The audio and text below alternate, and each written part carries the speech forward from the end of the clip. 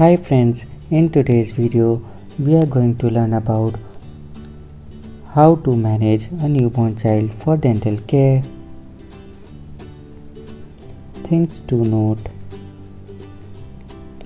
the child would be accompanied by parents and you cannot converse with the child.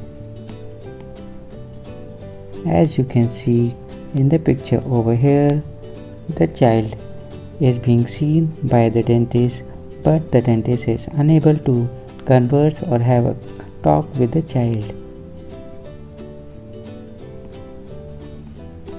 Now, what would be the purpose of parents visit or the chief complaint? Most commonly, the chief complaint would be related to the presence of natal teeth. For example, in the picture over here, or the chief complaint might be related to soft tissue issues. For example, the presence of any cyst, for example in this figure, or there might be the chief complaint that is related to any congenital defects like cleft lip and palate issues. For example, you can see in the figures over here, this is the cleft lip patient or a cleft palate patient. Now the question arises, what as a dentist you can do? First of all, you should choose a knee-to-knee examination.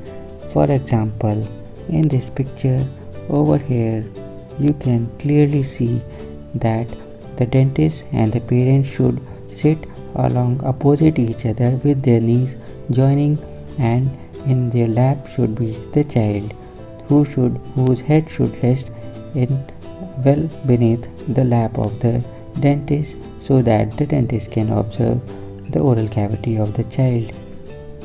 Now, how you will be seeing the oral cavity?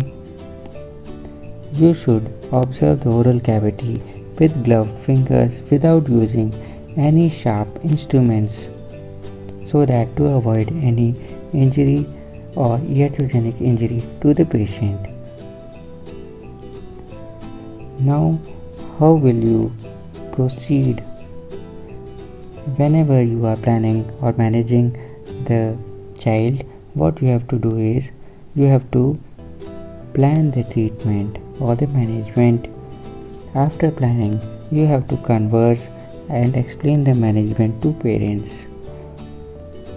Then you have to get the written consent about the treatment and also stress upon the follow-up and its importance.